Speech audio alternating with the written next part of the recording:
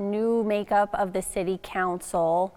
Your thoughts on this, about working together and the priorities for this new council? I have to tell you, our new council members seem absolutely fantastic. First of all, Councilwomen Diaz and Seaman, I had the opportunity to be assembly women with, so I've worked with them in the past. I know their pattern. They're very good, they're very bipartisan, and I'm excited to work with them again. And Councilman Knutson, he just seems like an amazing individual. His kids, I want to just take his little girl. She's just the cutest little thing, and his son is adorable. And his husband, Brian, seems like a love bug as well. So I have to tell you, I think it's going to be a big, happy family. Okay. So Mayor Pro Tem, how did this happen? Did you express interest? You wanted to do this, or how did that, tell us kind of what happened behind the scenes. So behind the scenes, Mayor Goodman has been my mentor for the past 2 years, and I have to tell you, I'm sure you already know, as everyone else, she's extraordinary. And our former mayor, her husband was extraordinary. So following our mayor, Carolyn Goodman, and her asking me to be her mayor pro tem is a huge honor, and I will make sure that I do not let her down. How will your role shift? Basically, if the mayor needs me to take over, if she doesn't want to vote on something, or if she's absent, or if she needs me to do an event, I fill in for the mayor. Okay. So it's like I'm her assistant, really. And just a couple of issues. Pot lounges. How do you think the city council will proceed now? I think it's going to just kind of go the way it was going. I think the thing with pot lounges, you have to understand, is our governor of the state of Nevada is pro-marijuana. So because our governor's pro-marijuana, I think it's safe to say that our hospitality industry and the Gaming Control Board is safe as well. But the state kind of put the brakes on the lounges for now, correct? Mm-hmm. So we have to work together and make sure that we cohesively come up with a great plan. As far as development downtown, soccer stadium, growing medical district, what is your priority? Well, my priority is the city's priority. So now as Mayor Pro Tem, I take a whole look at what's best for the whole city as a whole. And those wards have their respective council members. And generally the precedent set is we follow the council members. And with the council members, don't forget, we have a great staff.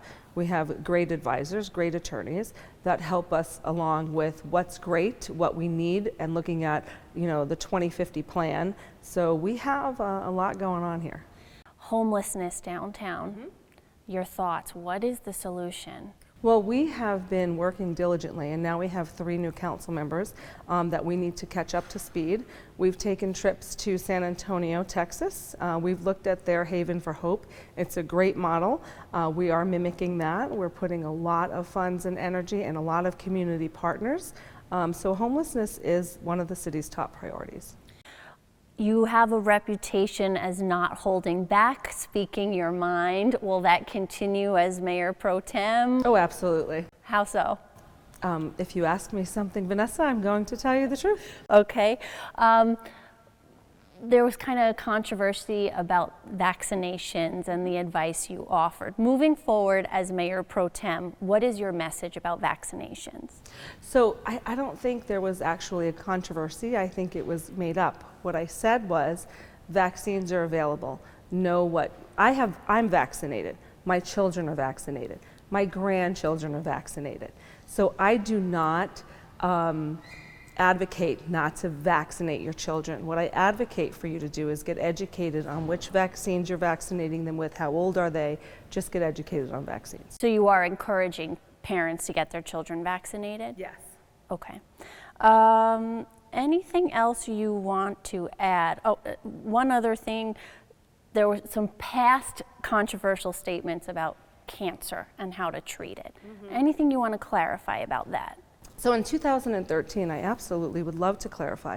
In 2013, I put a bill forth, Right to Try bill, and it failed. In 2015, I put that same bill forth, and I had a lot of great sponsors, and it passed. And now that Right to Try bill is a national passed piece of legislation that is a federal piece of legislation. Very proud of the Right to Try bill. Basically, when you are ill, and especially with cancer, and you want to look at alternative medicine, it is now legal to do so. Okay, so you stand by what you said? I stand by, you should have the right to try. It's a legal bill. It's a federally legalized piece of legislation.